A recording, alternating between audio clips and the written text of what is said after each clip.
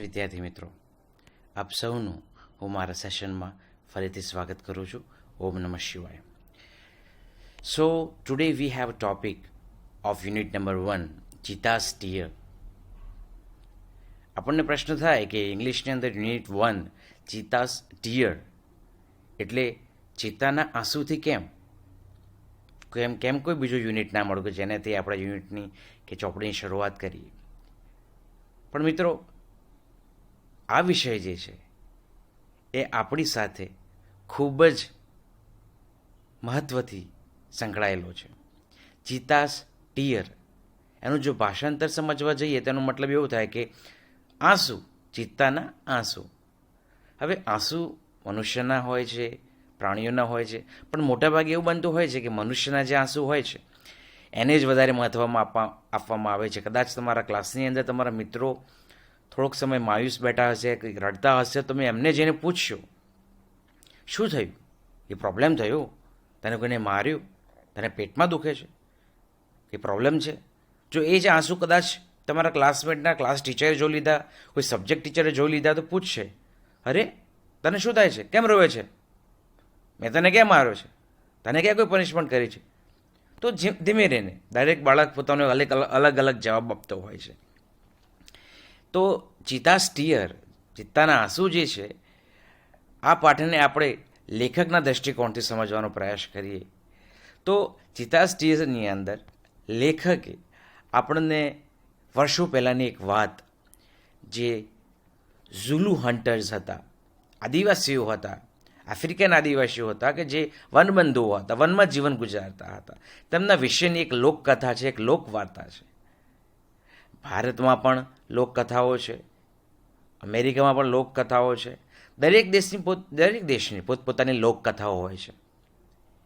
આની અંદર long ago ઝુલુ hunter was sitting under a tree. હવે આપણને પણ ખબર છે, જ્યારે આપણે આદિમાનવો હતા ત્યારે આપણે વનમાં વસવાટ કરતા હતા ને શિકાર કરતા હતા ને શિકાર ખાઈને આપણું પેટ ભરતા, એ આપણું રોજિંદુ જીવન હતું. તો long ago a Zulu hunter was sitting under a tree in આફ્રિકાની વાત છે. અને when he was sitting under a tree he was looking at deer, a group of deer, a herd of deer. કારણ કે મનુષ્ય સાથે હોય તો એને કહેવાય ગ્રુપ ઓફ અ પીપલ. પણ અને પશુઓનું છે, ડિયર જે છે, તો એને કહેવામાં આવ્યું છે લાર્જ હર્ડ ઓફ ડિયર. અને એને જોઈને જ એના મનમાં વિચાર આવ્યો કે શું વન્ડરફુલ ઇટ ઇઝ, કાશ એવો કોઈ રસ્તો હોત કે જેને લઈને I could have easily my hunt, મારો શિકાર આરામથી થઈ જાય અને મારું પેટ પણ ભરાઈ જાય. આળસ. શરૂઆતથી જે પાઠની જે છે એ ક્વોલિટીથી શરૂઆત કરે છે કે મનુષ્યમાં આળસનો ગુણ આજનો નથી, વર્ષો જૂનો છે. આદિમાનવ સમયથી મનુષ્યમાં આળસનો ગુણ છે. અને આળસ મારામાં હોય, તમારામાં હોય, સર્વેમાં હોય. ઘણા મહાત્માઓમાં હોતી નથી આળસ, એને લઈને તેઓ આગળ હોય છે, તો આ જલ્દી આગળ આવી જાય છે. અને આ આળસુ ઝુલુ ટ્રાઇબનો હન્ટર, જેનું નામ એડી હતું, એને એવું વિચાર્યું કે કદાચ કોઈક એવો રસ્તો હોય કે હું શિકાર કર્યા વિના, એની પાછળ ભાગ્યા વિના આ શિકાર મારા મોંમાં આવી જાય, મારું પેટ ધરાઈ જાય. સંસ્કૃતમાં, આપણી સંસ્કૃતમાં પણ એક વાર્તા છે, સંસ્કૃતમાં પણ પંચતંત્રની વાર્તાઓમાં એક વાર્તા છે કે એક સિંહ છે, એને સૂતો હોય જ્યારે, ત્યારે સૂતેલા સિંહના મુખમાં ક્યારેય કોઈ જાનવર આવીને નથી પડી જતું. એના માટે એને પ્રયાસ કરવો પડતો હોય છે, પ્રયત્ન કરવો પડતો હોય છે. મનુષ્યએ પણ પોતાનો ખોરાક પ્રાપ્ત કરવા માટે પ્રયાસ કરવો પડતો હોય છે, કાર્ય કરવું પડતું હોય છે, સિદ્ધ થાય છે, પછી એને પૈસા મળતા હોય છે અને તે પોતાનું ગુજરાન ચલાવતો હોય છે. ઝુલુ હન્ટર, જેનું નામ એડી, એ આવા જ વિચારો કરતો હતો. અને એને એક તરફ આ જોયું કે એક બાજુ ઝુંડ છે હરણનું અને બીજી બાજુ ચિત્તા છે. તો ચિત્તા શું કરી રહી છે? ધીમે પગલે, શિકારને ખબર ના પડે એવી રીતે એની પાછળ જાય છે, એનો શિકાર કરે છે. શિકાર કરીને એના બચ્ચાને ખવડાવે છે.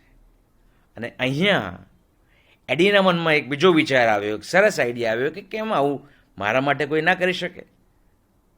હવે આ તો હતી કે એક માતા પોતાના બાળકોને ખવડાવે છે, કારણ કે બાળકો નાના છે, એ પરિસ્થિતિમાં નથી કે જાતે શિકાર કરી શકે. અને માતા પણ બાળકો જ્યારે શિકાર કરતા થઈ જશે ત્યારે માતા પણ બાળકોને ખવડાવવાનું બંધ કરી દેશે અને બાળકોને જાતે શિકાર કરવું પડશે. જે મનુષ્ય યોનિમાં લાગુ પડે છે કે આપણે નાના હોઈએ છીએ, જાતે નથી ખાતા, ત્યાં સુધી આપણી માતા આપણા મોંમાં કોળિયા નાખતી હોય છે. અને જ્યારે આપણે જાતે કોળિયા ભરતા થઈ જઈએ છીએ ત્યારે આપણી માતા આપણને તરત ખાવાનું પીરસે છે અને આપણે ખાવાનું હોય છે. એડીના મનમાં એક આવો વિચાર આવ્યો કે હું કેમ આવું ના કરું, કે મારા માટે એક શિકારી તૈયાર કરું કે જે હું જે કહું એ મારા માટે શિકાર કરે. આ વિચાર સાથે એ ત્યાં બેસી રહ્યો, વિચારતો રહ્યો. જો વ્યક્તિને કદાચ કોઈ સારો વિચાર આવે તો એ પોસ્ટપોન કરે કે આનો વિશે હું કાલે વિચારીશ, પણ ખરાબ વિચારે તરત અમલમાં મૂકતા એ વાર નથી કરતો. એને જોયું કે ચિતા જે છે, મધર ચિતા, એ પાણી પીવા કે ખોરાકની શોધમાં જાય છે.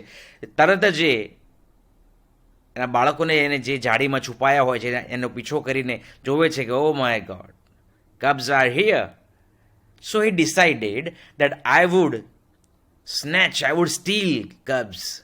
બાળકોને હું ચોરી લઈશ. I would steal these cubs and I would train them and they would work as my hunter. મારા શિકારી તરીકે તેઓ કામ કરશે. So wonderful it would be. He decided it. And the moment Mother Cheetah left that place, Eddie, slowly and gradually, he went to that bush. And from that bush, he picked up these two cubs. અને આ બંને કબ્સને, આ બંને બાળકોને he hide them in his area.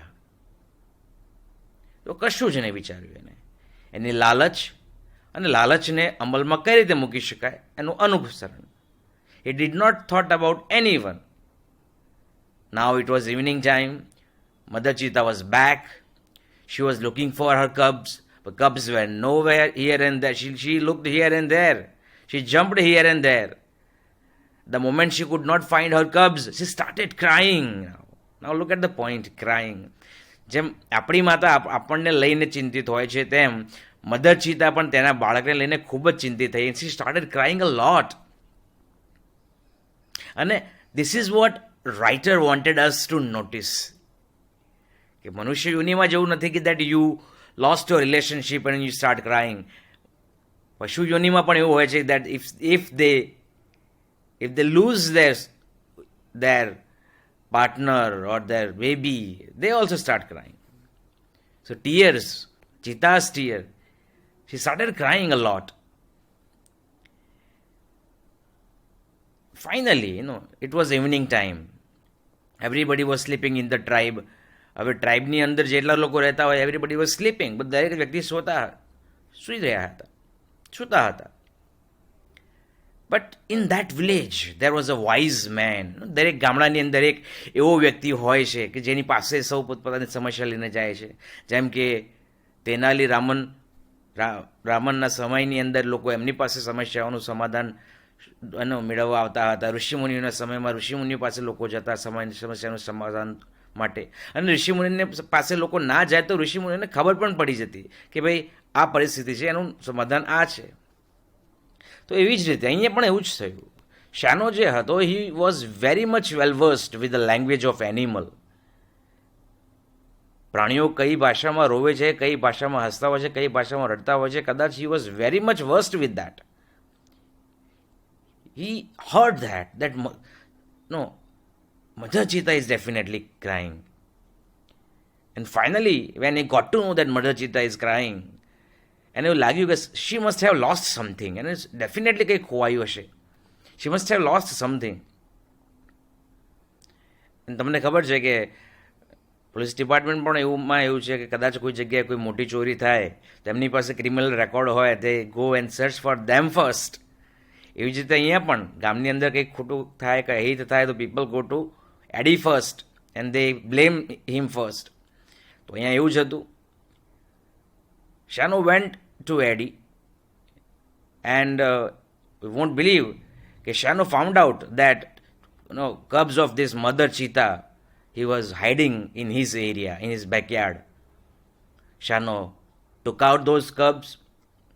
He gathered other tribe members and he and other members decided કે now Eddie would not live with us. હવે એડી આપણી સાથે કામ નહીં કરે because Eddie has broken the law of jungle.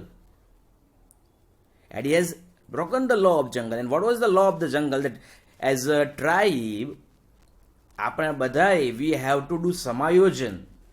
And then we have to continue our જીવન with this પર્યાવરણ, with this આબોહવા, with this jungle.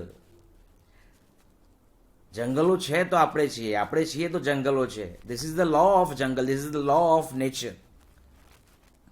And Eddie has broken that law. And since Eddie has broken the law, Eddie would be outcasted from the tribe, from the village. And એવું જ થયું.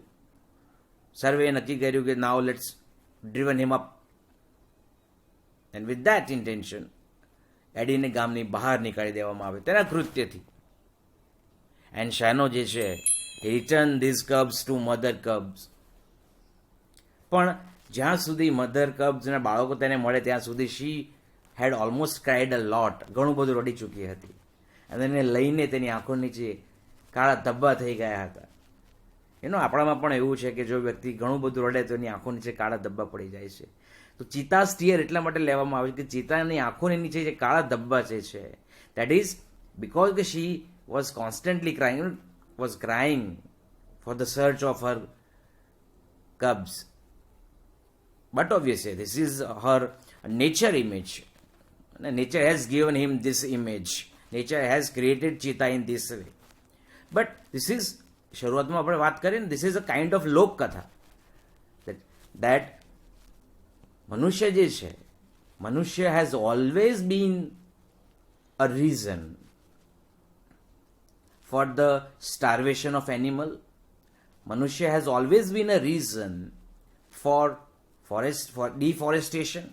Manushya has always been a reason for pollution, for greenhouse effect, everything.